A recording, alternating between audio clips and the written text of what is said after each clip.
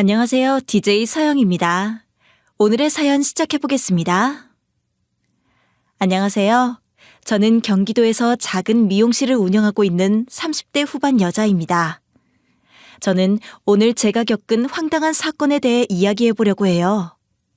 저에게 이런 기가 막힌 일을 만들어준 사람은 바로 시어머니와 남편이에요. 그들은 제가 상상도 못한 방향으로 저를 괴롭힐 준비를 하는 사람들이더군요. 사람이 맞는지 싶을 정도로 교활하고 악랄했죠. 오늘은 그 독한 모자를 제가 어떻게 응징해줬고 제 삶에서 어떻게 영영 떼어내버렸는지 이 사연을 통해 말해보려고 합니다. 저는 어릴 때부터 손재주가 아주 좋았어요. 손이 야무지다는 소리를 많이 들었거든요. 그 소리가 정말 듣기 좋더군요. 제가 손이 야무져서 그런지 엄마랑 할머니가 새치 염색을 할 때 꼭 저한테 그걸 해달라고 하셨거든요. 저는 그때마다 귀찮지 않고 너무 즐거웠어요. 그렇게 엄마랑 할머니 머리를 해드리고 나면 용돈을 벌 수 있었거든요. 이렇게 재미있는 일을 하면서 용돈도 벌 수 있다니 저에겐 즐거운 일이었죠. 그때부터 미용에 관심이 생겼던 것 같아요. 이 일이면 제가 먹고 살 수 있을 것 같았죠. 하지만 엄마는 제가 미용하는 걸 반대하셨어요. 공부를 하다가 정 이 길이 아니면 그때 기술을 배워도 늦지 않는다고 하셨죠. 고등학생인 제가 무슨 힘이 있겠어요?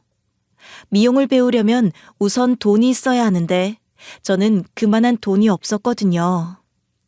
결국 전 엄마의 말을 따를 수밖에 없었죠. 그렇게 대학에 가고 성인이 된 후 저는 대학에서 공부하는 것보다 기술을 배우고 싶다는 열망이 더 커진다는 걸 알 수 있었어요. 그래서 아르바이트를 시작했어요. 아르바이트 한 돈을 모아 미용 학원에 등록했죠. 역시 제가 생각했던 대로 저는 이 일과 잘 맞더라고요. 엄마도 그제야 제가 미용을 하는 걸 인정하셨죠. 저는 그날부터 정말 즐겁게 미용을 배웠던 것 같아요. 배울 때마다 이걸 늦게 배웠다는 사실이 억울할 따름이었죠. 그렇게 하루하루 성장하고 있다는 기분에 취해 행복해하던 어느 날, 제가 다니던 학원에 새로 등록한 남편을 만났어요. 그 당시만 해도 미용 학원에 남자가 많이 없어서 남편은 학원에 적응하는 걸 힘들어했죠. 그때 제가 남편을 도와주면서 저와 남편은 자연스럽게 가까운 사이가 됐죠. 그리고 오래 연애를 했어요. 시간이 지나면서 저희는 학원을 벗어나 미용실에 취직해 디자이너가 되기 위해 노력하고 있었죠. 와, 오빠, 오늘 샴푸 얼마나 했어? 난 진짜 셀 수 없을 정도로 많은 사람들의 머리를 감겼어. 팔이 빠질 것 같아. 나도 어깨 아파 죽겠다. 순간 머리가 어지럽더라니까. 언제까지 샴푸만 해야 할까?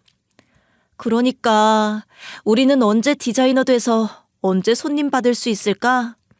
아마 몇 년은 걸리겠지? 그렇지 않을까? 난 지금 너무 까마득해서 한숨밖에 안 나와. 일이 너무 힘들어서 서로 많이 의지하면서 그 힘든 시간들을 견뎠어요. 영영 오지 않을 것 같던 시간들도 버티다 보니 자연스럽게 오더군요. 저와 남편은 디자이너를 달고 돈을 벌기 시작하면서 자연스럽게 결혼을 결심하게 된 것 같아요. 저희는 당연하게 결혼을 했어요. 오래 연애를 했던 터라 결혼을 한다면 이 사람과 한다는 확신이 있었죠. 그렇게 결혼식을 올리고 머지않아 저희에게 소중한 딸아이가 찾아왔어요. 딸을 아는 순간을 잊을 수가 없어요. 너무 행복해서 눈물이 다 나더군요. 그 후 제 미래에는 꽃길만 펼쳐져 있을 줄 알았어요. 하지만 그 행복은 오래가지 않았죠. 남편이 언젠가부터 좀 이상하더군요. 근무 시간인데 집에 있지 않나 출근도 잘 안 하는 것 같았어요. 남편에게 출근을 하지 않아도 되냐고 물어보면 자기 근무 시간이 아니라는 말만 돌아왔죠. 무언가를 숨기는 듯한 남편의 태도에 불안했지만 그래도 아이가 있는데 남편이 허튼 생각을 하지 않을 거라고 믿었던 것 같아요. 그러나 제 예상은 보기 좋게 빗나갔어요. 나 다니던 미용실 그만뒀어. 당신한테 미리 말 못해서 미안해. 나는 디자이너가 맞지 않는 사람인 것 같아. 그래서 말인데 미용 사업을 좀 해보려고 해. 갑자기 그게 무슨 소리야? 사업이라니.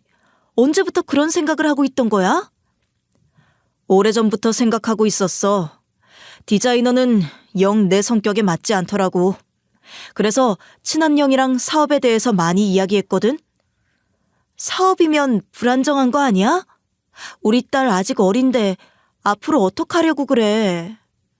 걱정하지 마. 내가 하려는 사업은 위험 부담이 적은 상품이니까. 걱정하지 말고 나 믿어주라. 응? 저는 당시 아이를 키우느라 일을 쉬고 있었거든요. 너무 걱정되더라고요. 남편의 사업이 잘 안 되면 꼼짝없이 길거리에 나앉는 신세가 될 수도 있잖아요. 하지만 이미 다니던 직장까지 그만둔 사람을 붙잡을 수 없었죠. 제가 붙잡는다고 붙잡힐 사람도 아니거든요. 남편은 기세등등하더군요. 저는 그저 남편의 사업을 응원하는 수밖에는 없었어요.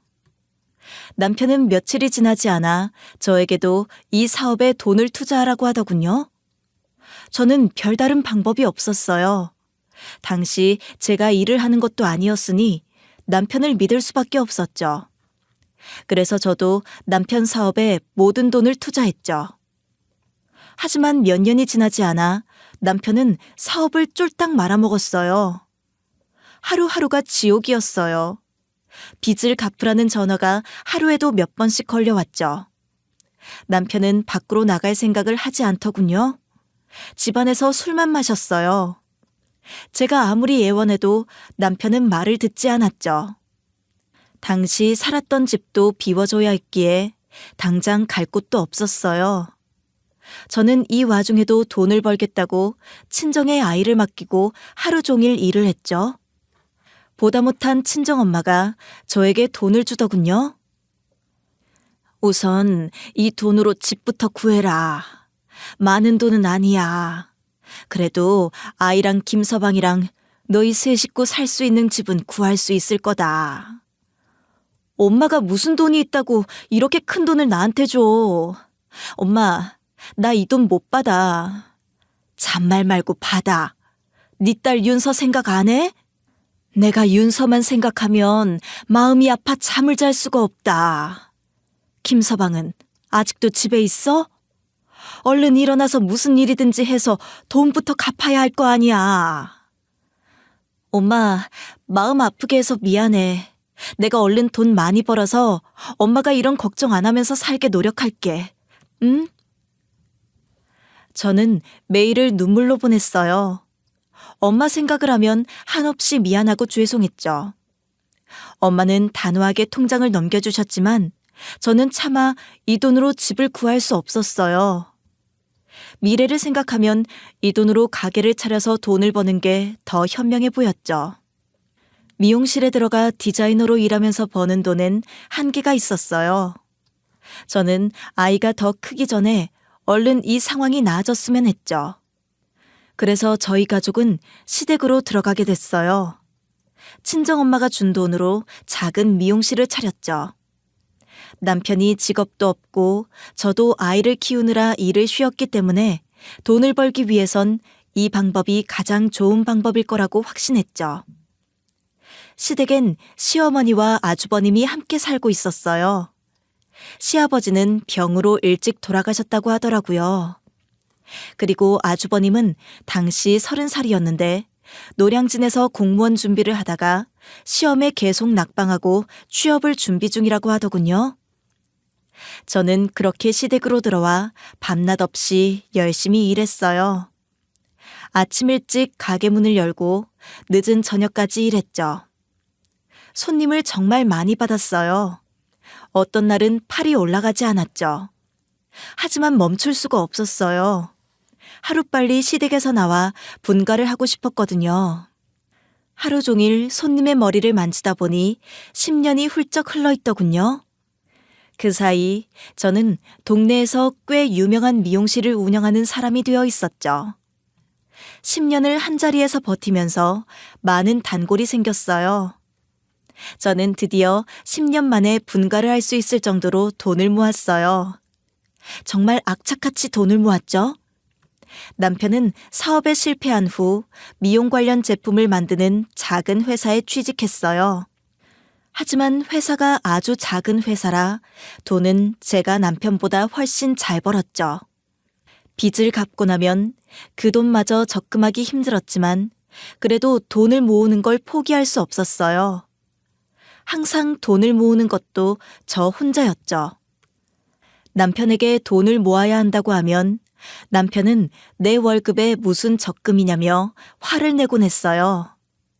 남편에게 화가 났지만 저는 분가만 생각하며 열심히 돈을 모았던 것 같아요. 이제 더 이상 미룰 수가 없겠더라고요. 아이도 이제 12살이니 더 늦어지면 안 된다고 생각했죠. 우리 이제 분가하자. 내가 돈은 모을 만큼 모았어. 앞으로 집 보러 다닐 거니까 그렇게 알아. 뭐? 지금 분가를 하겠다고? 당신 지금 그게 무슨 말이야? 우리가 분가하면 우리 어머니는 누가 모셔? 뭐? 어머님을 모신다니? 그게 무슨 소리야? 난 그런 생각 해본 적 없어. 우리가 시댁에 왜 들어왔는지 잊었어? 당신 사업 망하고 갈 곳 없어 들어온 거잖아. 그 이야기는 왜 또 꺼내? 어차피 우리가 어머니 모셨어야 했어. 근데 갑자기 분가라니 말도 안 되는 소리 하지 마. 뭐? 그래서 지금 분가 안 하고 여기서 쭉 살겠다 이 말이야? 그래. 어머니 내가 모실 거니까 그렇게 알아. 정 이사를 가고 싶으면 다 같이 이사를 가자. 안 그래도 이 집 작은데 잘 됐네. 그걸 지금 말이라고 해?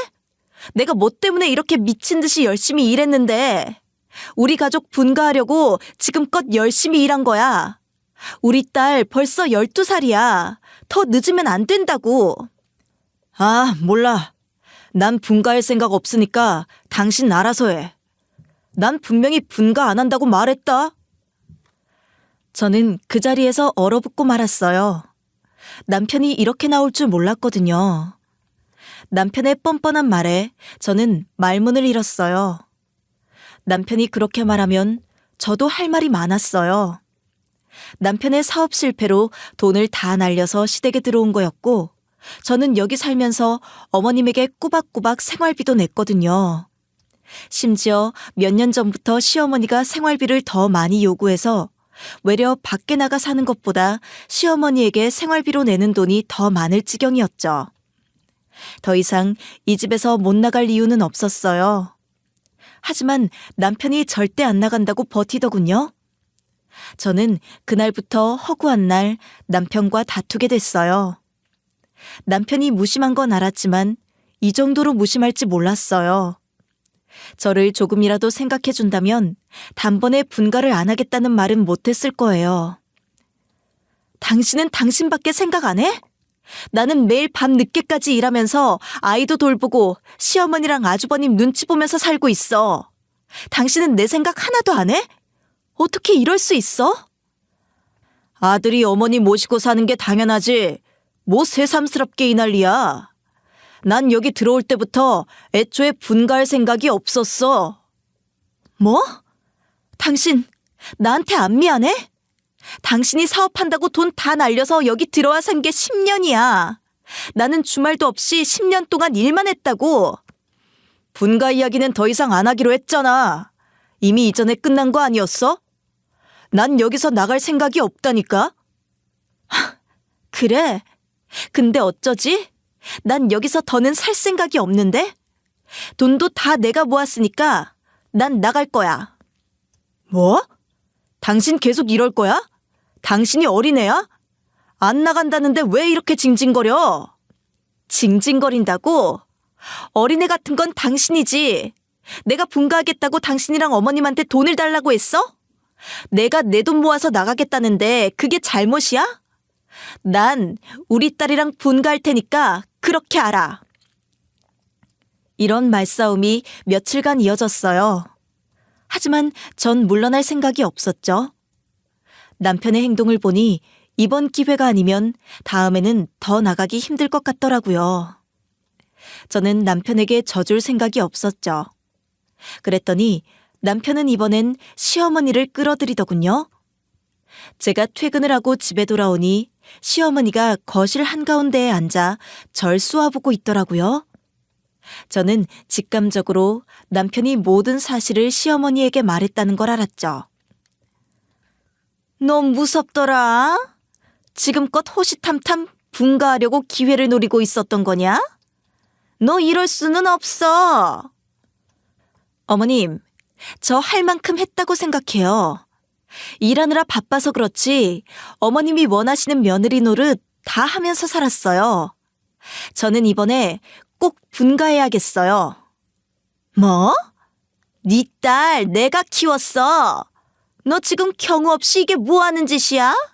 그럼 내가 이 나이 먹고 장가 못 간 첫째 아들 뒷바라지하면서 살라는 거야? 가족이 뭐야? 가족은 힘들 때 돕는 게 가족이야. 어머님, 어머님이 우리 딸 봐주신다고 하셨지만 저는 그렇게 생각 안 해요. 어머님이 윤서 보기 힘들다고 하셔서 윤서 학원만 몇 개 다니는 줄 아세요? 주말에도 저희 엄마가 윤서 봐주시잖아요. 아이가 오죽했으면 어머님 눈치를 봐요? 뭐? 윤서가 내 눈치를 본다고? 너 그게 무슨 소리야? 없는 말까지 지어내면서 이 집을 나가겠다 뭐 이런 거냐? 어머님 맨날 윤서 구박하시잖아요. 여자애가 너무 시끄럽고 사방팔방 뛰어다닌다고 매일 큰 소리 치시면서 이래도 아니라고 하실 거예요? 내가 뭐 없는 말 했냐? 이 여자애가 조용히 있어야지. 어디서 맨날 큰 소리를 내? 그건 딱 널 닮았다. 무슨 말을 하셔도 저 우리 윤서랑 분가할 거예요. 그러니까 저 말리지 마세요. 너 이렇게 가면 안 된다. 은혜를 갚아도 모자랄 판에 시어머니 뒤통수를 쳐? 어이가 없어서 코웃음도 안 나오더군요. 저는 시어머니 앞에 통장을 꺼내놓고 그동안 시어머니에게 생활비로 드렸던 송금 기록을 보여드렸어요. 시어머니는 그제야 입을 꾹 다물었죠. 저는 할 만큼 했어요, 어머님. 이제 어머님이 뭐라고 해도 저는 날짜에 맞춰서 분가할 테니까 그렇게 아세요. 우리 아들이 그렇게 쉽게 분가를 할 것 같아? 아마 네 뜻대로 쉽게 되진 않을 거다. 상관없어요. 남편이 안 간다고 하면 저랑 윤서만 나갈 거예요. 그러니까 더 이상 저 잡지 마세요, 어머님. 너 진짜 독하다, 독해. 그래, 어디 네 맘대로 해봐라. 저는 10년 동안 빼놓지 않고 어머님께 생활비를 드렸거든요. 그걸 다 받아놓고 제 눈앞에서 통장을 펼칠 때까지 시어머니는 끝까지 모른 척 하시더군요. 그 모습에 더 정이 떨어졌죠. 저는 무슨 일이 있어도 아이와 이 집을 나가겠다 마음먹었어요. 이사해서 아이에게 제대로 된 방을 보여주고 싶었거든요. 전 일을 마치고 틈틈이 집을 보러 다녔어요. 집을 보러 다니다 보니 드디어 분가를 한다는 게 실감이 나더군요. 집을 보는 내내 기분이 좋았죠. 아이를 생각해서라도 좀 더 일찍 분가를 했었어야 했는데 아이에게 미안했어요. 이사를 하면 꼭 딸이 원하는 대로 방을 꾸며주자 생각했죠. 전세 매물을 찾고 있던 와중에 친정엄마가 절 부르시더라고요. 저는 일이 끝나고 밤늦게 친정으로 향했죠. 엄마는 제가 오자마자 통장을 주시더라고요. 통장 안에는 2억이 들어있었어요. 엄마, 이게 뭐야? 이걸 왜 나한테 줘? 엄마, 자꾸 나 미안하게 할 거야? 이건 내가 못 받으니까 빨리 넣어둬. 잔말 말고 받아. 네가 분가한다고 하면 주려고 했던 돈이야. 그러니까 그 돈 집 구하는 데 보탰어. 진짜 왜 그래? 나 엄마한테 받은 게 너무 많아. 이 돈 절대 못 받아. 나도 돈 있어, 엄마. 나 미용실 잘 되는 거 다 알잖아. 이게 내가 주는 마지막 돈이야. 그러니까 가져가. 네가 못 받겠거든 윤서한테 주는 돈이라고 생각하고 써. 엄마, 정말 미안해. 내가 이 돈을 받아도 될지 모르겠어. 이 돈은 나한테 너무 큰 돈이야. 나가서 잘 살아라. 그거면 돼. 엄마는 더 이상 바라는 거 없어. 그동안 고생 많이 했다, 우리 딸. 이제 네 집에서 편하게 살아. 엄마는 제가 그 돈을 받는다고 할 때까지 우기시더군요. 정말 눈물이 핑 돌았죠. 그리고 받기만 하는 제 자신이 너무 미웠어요. 엄마도 내심 제가 시댁에 있는 게 많이 불편하셨던 모양이에요. 제가 분가를 한다니 엄청 좋아하시더라고요. 급하게 있는 돈을 꺼내놓으신 거 보니 이날을 기다리셨던 것 같더군요. 엄마의 이런 모습을 보니 더 잘 살고 싶어지더라고요. 저는 꼭 분가를 해 엄마에게 잘 사는 모습을 보여드리고 싶었어요. 그리고 저는 전세로 간다는 생각을 고쳐먹고 지금껏 모은 돈과 엄마가 주신 돈을 합쳐 약간의 대출을 해 집을 매매하기로 마음을 먹었어요. 이제 아이도 컸으니 이사 없이 한 집에 오래 살았으면 했죠. 아이가 시댁에서 방을 제대로 쓴 적이 없거든요. 줄곧 안방을 같이 쓰다가 아이가 크면서 작은 다용도실에 방을 만들어줬었거든요. 그때도 시어머니는 불만을 쏟아내셨죠. 큰 집으로 이사를 가야지 뭐 하는 거냐며 성질을 내셨거든요. 하지만 저는 분가에서 제대로 된 방을 만들어주고 싶었어요. 시어머니와 아주버님이랑 계속 같이 살 생각이 없었거든요. 그렇게 계속 집을 알아보던 중 마음에 드는 집을 발견하고 계약을 마쳤어요. 아이의 학교도 가깝고 해가 잘 들어오는 집이었죠. 아이가 좋아할 생각을 하니 벌써부터 가슴이 뛰었어요.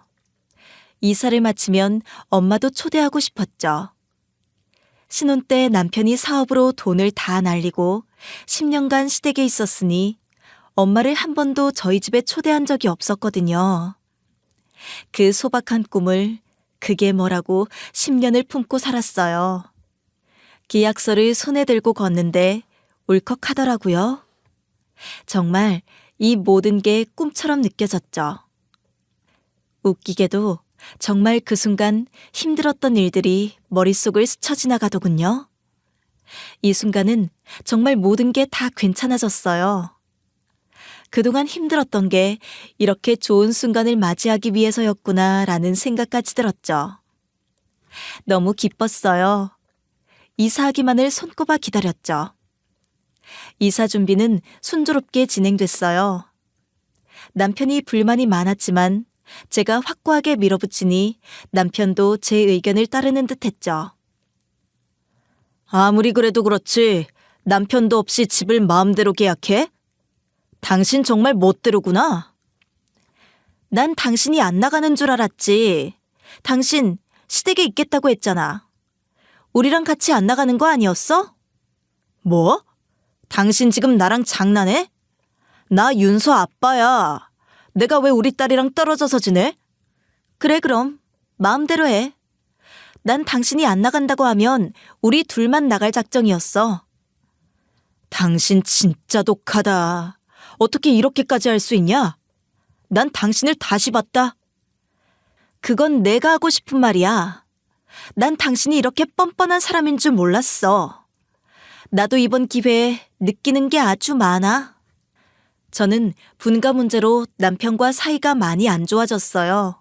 남편의 속내를 알아버린 이상 마음이 편하질 않았죠.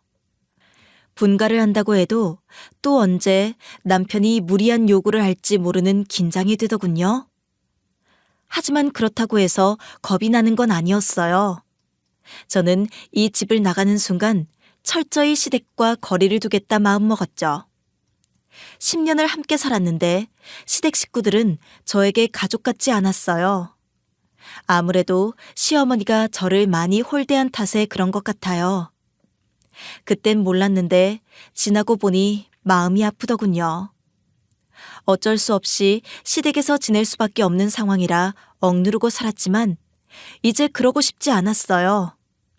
저는 이제 그만한 여유도 있고 돈도 있었거든요. 이날을 위해 이렇게 열심히 일을 한 건가 싶더라고요. 10년간 있었던 집을 둘러보는데 아쉬움은커녕 속이 시원하더군요. 당신 분가하는 게 그렇게 좋아? 아주 입이 귀에 걸렸네. 신나 보여. 계속 신날 수 있을까? 왜 시비를 걸어? 그래, 나 분가해서 엄청 좋아. 어떻게 이렇게 살았을까 싶을 정도다. 됐어? 당신은 진짜 좋은 시어머니 만났다. 당신이 10년 동안 고생한 적이 있어? 뭐라고? 당신은 내가 고생한 건 보이지도 않지? 오늘 같은 좋은 날에 싸우지 말자. 조용히 이사할 집으로 가자고. 남편은 하루 종일 입을 비죽거리더군요. 그런 남편의 모습에 속이 터졌어요. 하지만 이 집만 나가면 해방이라고 생각했죠. 그렇게 아무 일 없이 이사가 진행되는 줄 알았어요. 하지만 이사 당일에 사건이 터졌죠. 저희 가족은 아침 일찍 일어나 이삿짐을 쌌어요. 아침부터 이삿짐 센터에 방문해 정신이 없었죠. 아이는 처음 보는 광경에 신이 나 보이더라고요. 그렇게 빠르게 이사가 진행됐어요. 아이는 짐을 다 싸고 이미 친정에 맡겨둔 상태였죠. 이삿짐을 모두 챙기고 차에 타려는데 차에 둔 남편의 핸드폰이 보이더라고요. 화면엔 충격적인 문자가 찍혀 있었죠.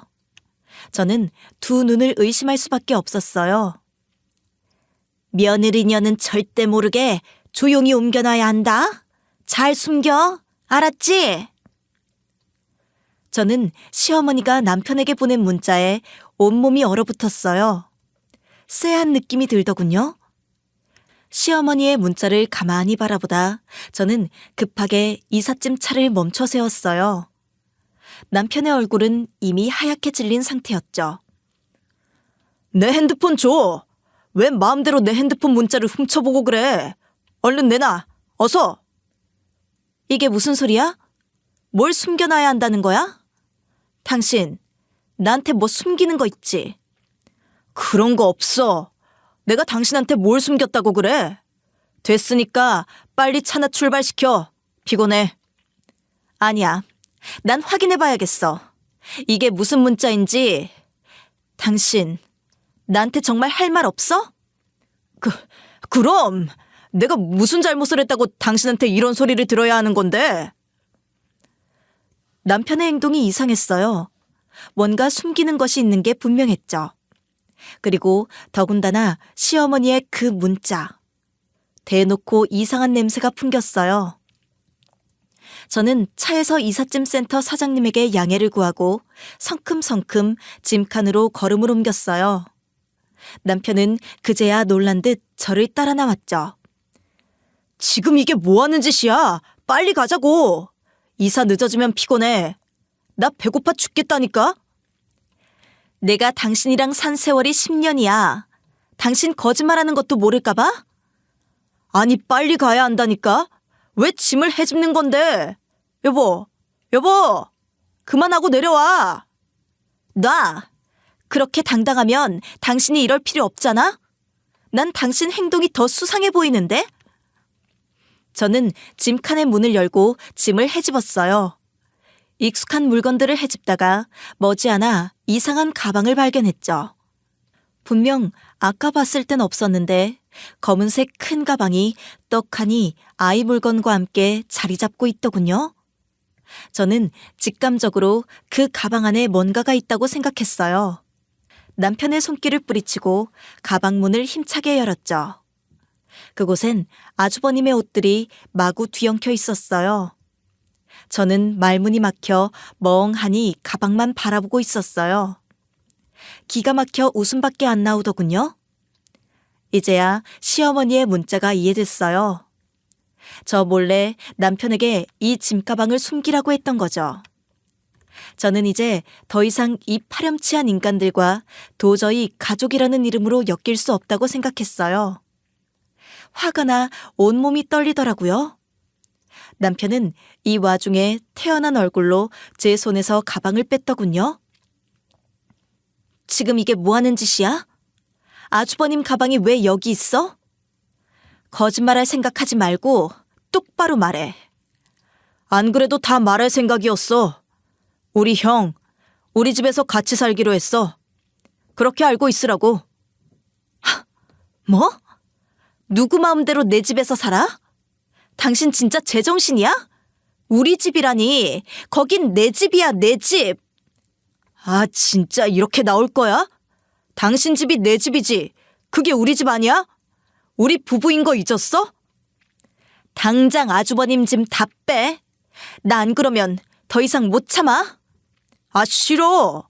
어머니가 형 데리고 못 살겠다는데 그럼 어떡해? 더 이상 남편의 말을 들을 필요가 없겠더라고요. 저는 짐칸을 헤집으며 아주버님 짐을 찾았어요. 남편은 뭐 하는 거냐며 짜증을 내더군요. 전 손에 잡히는 아주버님 물건들을 전부 차 밖으로 던지기 시작했어요. 당신 지금 뭐 하는 거야? 정신 차려. 왜 이렇게까지 하는 건데? 형이 우리 집에서 살면서 월세도 보태준대. 그럼 돈 굳고 좋잖아. 뭐라고? 돈이 굳어? 넌 생각이라는 게 없어? 뇌는 장식이야? 대체 왜 그렇게 사는 건데? 뭐? 당신 지금 말 다 했어? 아니 남편한테 뇌가 장식이냐니? 당신 말 그렇게 할 거야? 됐으니까 이 짐 당장 빼. 안 그럼 당신도 내 집에 못 가. 잘 생각하라고. 그럼 어떡해? 당신이 돈을 안 가져다 주면 어머니가 돈이 없다는데 형까지 같이 살 수가 없대. 그럼 당연히 우리랑 같이 살아야 하는 거 아니야? 분가하지 말라고 했는데 우겨서 분가를 했으면 이 정도는 감수를 해야지. 지금 무슨 소리를 하는 거야? 내가 왜 당신이랑 이런 말을 주고받고 있는지 모르겠다. 됐고, 그럼 너도 가지 마. 여기서 평생 어머님이랑 아주버님이랑 살아. 알겠어? 분노에 차 아주버님의 짐을 막 빼내고 있는데 저 멀리서 시어머니가 빠른 걸음으로 이쪽으로 다가오는 게 보이더군요. 저는 분노가 미친 듯이 피어오르는 걸 느꼈어요. 시어머니의 얼굴을 보면 정말 화가 주체가 안 될 것 같았죠. 아니 이게 뭐 하는 짓이야? 네가 감히 내 아들 옷을 이렇게 바닥에 패대기 쳐놔? 어머님, 지금 뭐 하세요? 결국 저한테 하신다는 게 아주버님 짐 몰래 이삿짐 트럭에 실어놓는 거예요? 그래, 너 꼴 보기 싫어서 내가 그랬다. 너는 분가한다고 신이 나니? 내가 그렇게 말렸는데 기어코 나가더니 너 분가하려면 우리 첫째 아들도 데리고 나가라. 어머니 정말 왜 이러세요? 손녀딸 보기 창피하지 않으세요? 지금 여기 우리 딸이 없어서 다행이지 딸 있었으면 정말 창피할 뻔했다고요. 그게 무슨 소리냐? 내가 왜 창피해? 난 당당하다. 오히려 부모 자식 떼어놓는 네가 창피해야지. 정말 이러시는 거 아니에요. 자식이 10년 만에 분가를 한다고 하면 축하하지는 못할 망정 이런 식으로 회방을 놓으세요? 너 이 정도로 끝내준 것도 고마운 줄 알아. 원래 나도 따라가려고 했다. 근데 우리 아들만 보내는 거야. 어머님, 지금 그 말 절대 후회하지 마세요. 아셨죠? 여기서 더 참아주면 이건 정말 바보밖에 안 되겠더라고요. 저는 이삿짐 차에서 기다리고 있는 이삿짐 사장님에게가 다시 짐을 싸야겠다고 말했어요. 그리고 제가 가지고 있는 현금을 몽땅 드렸죠. 사장님은 당황하시더니 제가 드린 돈을 보고 바로 승낙하셨어요. 저는 바로 남편과 시어머니 앞으로 와 가방에 있던 아파트 계약서를 내밀었어요. 남편과 시어머니는 아직도 상황 파악이 안 됐는지 멍하니 제가 내민 계약서를 바라보고 있더군요. 저는 당당하게 말했어요. 월세 같은 거 보태줄 필요 없어요. 지금 가는 집, 내 집이거든요. 내 집에 어머님 아들 한 명도 들일 생각 없으니까 그렇게 아세요. 뭐? 네가 집을 샀다는 거야? 아니, 어떻게 집을 산 거야? 아니, 이게 무슨 일이야? 네가 돈을 그렇게 많이 벌었어? 네, 제가 돈을 좀 많이 벌었어요. 어머님 아들과는 다르게. 이제 아셨죠? 앞으로 내 집에 올 생각하지 마세요. 그럼 바로 신고할 거예요. 당신 왜 그래? 말이 너무 심한 거 아니야? 가족끼리 무슨 신고를 한다고 해? 이제 가족 아니야. 당신이랑 이혼할 거야. 그러니까 당장 당신 짐 빼. 난 내 집에 당신 들일 생각 없어. 뭐? 이혼을 하겠다고? 당신 나랑 이혼할 거야? 아니 왜? 난 어머님 말 들은 죄밖에 없어. 그럼 네가 이딴 짓을 하고도 내가 봐줄 줄 알았어? 천만에. 난 당신이랑 이혼하면 그만이야. 당장 짐 빼. 안 빼면 내가 직접 뺀다? 여보, 왜 그래? 이거 다 장난이야, 장난. 내가 진짜 형을 데려갈 리 없잖아. 나 진짜 장난이었어. 남편은 얼굴이 파랗게 질려서 시어머니를 바라보더군요. 시어머니도 이건 자신의 시나리오에 없었는지 당황한 얼굴로 저를 바라보더라고요. 저는 다시 직접 짐칸에 올라가 남편의 물건을 빼내기 시작했어요. 자신의 옷들이 바닥에 힘없이 떨어지는데도 남편은 눈만 껌뻑이며 저를 바라보고 있더군요. 남편과 시어머니 중 정신을 차린 건 시어머니였어요. 시어머니는 제가 던지는 옷을 받아들고 우는 목소리로 말하더군요. 아가, 이제 그만해라. 내가 잘못했다. 내가 잠깐 뭐에 홀렸던 모양이다. 내가 잘못했어. 큰아들 가방은 내가 싹 가지고 올라가마. 너희는 어서 새 집으로 가, 응? 어머님, 제가 하는 말 못 들으셨어요? 저 남편이랑 이혼할 거예요. 어머님이 그렇게 죽고 못 사는 아들 데려가서 평생 키우세요. 아니, 그게 무슨 말이냐. 내가 왜 아들을 평생 키워? 아가, 지금이라도 너희가 분가해서 얼마나 다행인지 몰라. 그만 화 풀고 제발 그만해라. 저는 남편이랑 이혼할 거예요. 어머님, 이거 다 어머님이 이렇게 만드신 거예요. 저요, 어머님이 이렇게까지 안 하셨으면 그냥 조용히 저 사람이랑 살았을 거예요. 우리 윤서 생각해서요. 그래, 아가, 윤서를 생각해서라도 네가 이러면 안 된다, 응? 윤서를 생각해서 네가 참아. 아들아, 뭐해? 어서 차에 타지 않고. 시어머니는 필사적으로 저를 설득하더군요. 10년 동안 살면서 시어머니가 이렇게 쩔쩔매는 모습은 처음 봤어요. 이렇게 쉽게 시어머니가 저에게 매달리는 모습을 보니 참 허무하더군요. 진작 이렇게 할 말 다 하며 살 걸 후회가 됐죠.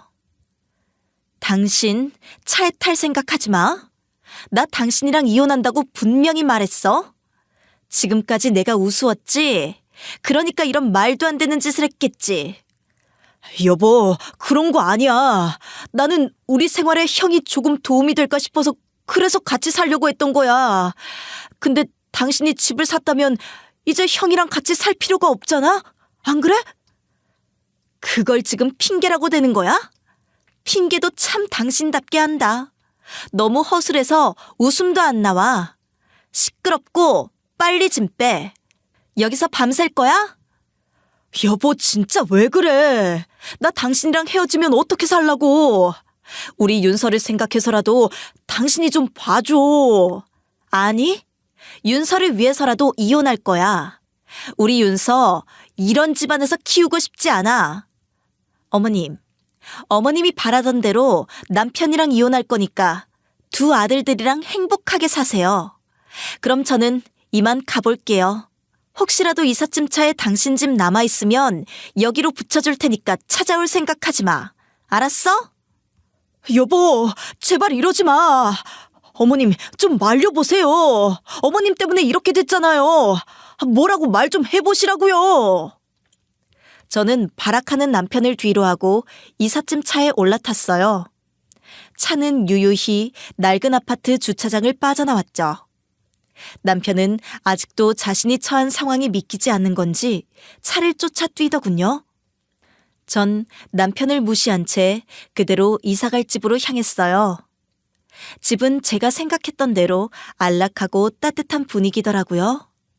저는 그렇게 남편에게 이혼을 통보한 채 새 집에서 2다리 쭉 뻗고 잠을 잤죠. 행복하더군요. 자꾸만 웃음이 나왔죠. 누가 보면 이혼한 사람이라고 믿기지 않을 만큼요. 이혼이 이렇게 행복한 건 줄 알았으면 진작 했을 텐데 아쉬울 지경이었죠. 전 남편과 착실히 이혼 준비를 하기 시작했어요. 남편과는 나눌 재산도 없어서 재산 분할도 수월했죠. 이혼 소송은 빠르게 진행됐어요. 그리고 머지않아 남편과 전 결혼 12년 만에 남남이 되었죠. 아쉬움보단 기쁘더라고요. 저도 제가 이렇게까지 이혼을 기뻐할지 몰랐어요. 그렇게 홀가분해진 마음으로 저는 딸아이와 새 집에서 행복한 시간을 보내고 있었죠. 엄마, 이거 내 침대야? 이건 내 책상이고? 너무 좋아. 엄마, 내가 우주 좋아하는 거 어떻게 알았어? 우주 이불 너무 예뻐. 엄마는 우리 윤서 좋아하는 거 다 알고 있어. 엄마가 항상 바빠서 윤서 좋아하는 것도 모르는 줄 알았구나. 미안해. 엄마가 앞으로는 우리 윤서랑 많이 놀아줄게. 자, 약속. 약속? 엄마, 우리 이렇게 넓은 집에서 사는 거야? 나 이제 친구들 우리 집에 데려와도 돼? 그럼 다 데려와. 엄마가 맛있는 음식도 만들어줄게. 알았지? 아싸! 엄마 최고야. 나 이제 방에서 안 나올래. 내 방 너무 마음에 들어. 윤서야, 그래도 엄마랑 있을 땐 엄마랑 거실에 있으면 안 돼? 윤서가 윤서 방만 너무 좋아하면 엄마 좀 슬픈데? 엄마도 참. 알았어. 내가 엄마 있을 땐 엄마를 위해서 여기 있어줄게. 그러니까 걱정하지 마. 이 소소한 일상들이 너무 소중해서 오래 간직하고 싶었어요. 아이가 이렇게 행복해하는 모습을 보니 그동안 고생했던 일이 아무것도 아닌 것처럼 느껴졌죠. 그리고 딸아이는 제가 생각한 것보다 훨씬 어른스럽더군요. 제가 조심스럽게 아이에게 앞으로 아빠와 살 수 없을 것 같다고 하자 아이는 담담하게 고개를 끄덕였어요. 엄마, 난 괜찮아. 우리 반에도 엄마나 아빠랑만 사는 친구들 꽤 많아. 난 엄마만 있어도 괜찮아. 아빠는 가끔 얼굴 보지 뭐. 윤서야, 그렇게 말해줘서 고마워. 엄마는 윤서가 아빠 보고 싶으면 참지 않았으면 좋겠어. 아빠 보고 싶을 땐 꼭 엄마한테 말해줘. 언제든 윤서가 원하면 아빠 만나게 해줄게. 알았어, 엄마. 엄마, 나 배고파. 햄버거 사주면 안 돼? 우리 집 앞에 햄버거 팔잖아. 딸아이가 진짜 강한 건지 강한 척하는 건지 잘 모르겠지만 그래도 바뀐 상황에 잘 적응하는 것 같아 다행이라고 생각했어요. 딸아이에게 한없이 감사했죠. 그렇게 믿을 수 없을 정도로 행복만 계속되던 어느 날 저희 집으로 불청객이 찾아왔어요. 현관 밖엔 남편과 시어머니가 있었죠. 남편은 우습게도 짐가방을 들고 제 앞에 서 있었어요. 딸이 자고 있던 터라 큰 소리는 내지 못하고 빠르게 문을 닫으려 했죠. 시어머니가 다급하게 문을 붙잡더군요. 아가, 잘 있었어? 집이 너무 좋다. 윤서가 많이 좋아하지? 할머니가 보고 싶다는 말은 하네? 네, 그런 소리 안 했어요. 어머님, 이제 그만하세요. 제가 말씀드렸잖아요. 이런다고 제 마음 변하지 않아요. 지금이라도 늦지 않았다. 너희 이혼은 하지 마라, 응? 내가 잘못했어. 우리 아들 좀 봐라. 너 그렇게 가고 살이 쭉 빠졌다. 어머님, 늦었어요. 그만 가세요. 윤서 자고 있어요. 깨면 곤란하다고요. 윤서 깨면 더 좋지. 아빠도 보고 할머니도 보고. 아가, 이렇게 가족이랑 생이별 시키는 거 그건 못할 짓이다. 너도 잘 알잖아. 윤서가 아빠 보고 싶다고 하면 언제든 만나게 해줄 거예요. 그때 보시면 되잖아요. 얼른 돌아가세요. 이렇게 갈 수는 없다. 우리 아들 한 번만 용서해주라. 응? 아가, 내가 이렇게 부탁하마. 아휴, 너도 빨리 빌어라. 어서. 시어머니의 말에 남편은 짐가방을 든 채 저에게 애원하더군요. 저는 이 와중에 짐가방을 챙겨온 이 모자에게 할 말이 없었어요. 남편은 금방이라도 눈물을 떨굴 듯한 얼굴로 말하더군요. 여보, 나 반성 많이 했어. 내가 그동안 잘못한 게 너무 많아. 나 다시는 당신 힘들게 안 할게. 나랑 결혼해서 고생만 했는데 내가 이렇게 실망스러운 모습 보여줘서 미안해. 알면 됐어. 근데 나 당신이랑 다시 살 마음은 없어. 나 지금 이대로 너무 행복하거든? 그러니까 나 좀 방해하지 마. 왜 그래? 내가 잘못했어. 당신도 사실 우리 이혼하는 거 싫잖아. 홧김에 한 말인 거 다 알아. 누가 홧김에 한 말이래? 좋게 좋게 말해주니까 또 이렇게 나오네? 난 당신이랑 죽어도 못 사니까 그렇게 알아. 그런 말이 어디 있어. 지금껏 우리 10년을 넘게 잘 살아왔는데 어떻게 부부가 이렇게 쉽게 헤어지겠어. 당신도 분명 후회할 거야. 후회해도 내가 후회해. 당신이 신경 쓸 일이 아니라고. 내 인내심 테스트 하지 말고 빨리 가. 어머님도 빨리 돌아가세요. 아가, 이렇게 우리가 애원을 하는데 너는 느끼는 게 없어? 우리가 정말 반성하고 있는 게 네 눈에는 안 보이냐? 반성은 두 분이 알아서 하시고요. 저는 어머님 마음을 받을 생각이 없어요. 저는 이미 실망하고 마음이 떠났는데 어떻게 해요 그럼? 부부라는 것이 그런 거다. 죽도록 미울 때가 있지만 또 살다 보면 다 사라지는 거야. 저는 그렇게 살 마음이 없어요. 어머님, 아무리 설득하셔도 제 마음은 절대 변하지 않으니까 그만하세요. 이거 다 시간 낭비예요. 여보, 당신 정말 이러는 거 아니야. 우리가 같이 산 세월이 있는데 어떻게 이렇게 매정하게 이혼을 할 수 있어? 이제 그만 좀 해. 내가 몇 번을 말해야 알아들어? 나는 당신이랑 살기 싫다고. 당장 가. 다시 한번 찾아왔다간 정말 신고할 거야? 저는 현관문을 닫아버렸어요. 그 후 몇 분 동안 남편과 시어머니는 현관문 앞에서 시끄럽게 저를 불러댔죠. 저는 아랑곳하지 않고 방으로 들어와 잠을 청했어요. 그날 남편과 시어머니는 주민의 신고로 쫓겨났다고 하더군요. 저는 이혼 후 남편에게 매달 100만 원의 양육비를 받게 됐어요. 시어머니와 남편 그리고 아주버님은 이사를 했다고 하더군요. 건너 듣기론 제가 생활비를 끊으면서 그 집안 사정이 어려워졌다고 하더군요. 그렇겠죠. 그 집안 아들들은 일을 꾸준히 하는 사람들이 아니거든요. 인생의 한 방을 노리는 사람들이죠. 그러니 돈이 있을 리 있겠어요? 그렇게 같이 살고 싶어서 난리치던 시댁 식구들은 지금은 다 따로 산다고 하더군요. 남편이 이혼을 하면서 시어머니와 사이가 안 좋아졌다고 해요. 시어머니와 남편 둘 다 서로에게 감정의 골이 깊어서 이제는 연락도 안 하는 사이가 됐다고 하더군요. 그 소식을 듣고 얼마나 웃겼는지 한참을 웃었어요. 남편은 결국 지방에서 미용 관련 제품을 만드는 회사에 다니고 있고 아주버님은 결혼을 하고 싶어 계속 선을 보고 있다고 하더군요. 근데 가진 게 없고 시어머니 성격이 소문나기라도 했는지 아주버님에게 선자리가 들어오지 않는다고 해요. 결국 그렇게 아주버님은 여러 번 선을 보다가 결혼을 포기하고 소를 키우며 살겠다고 시골로 내려갔다고 하더군요. 시어머니는 본인 고향으로 내려가 마을에서 가장 싼 집을 얻어 농사를 시작했다고 해요.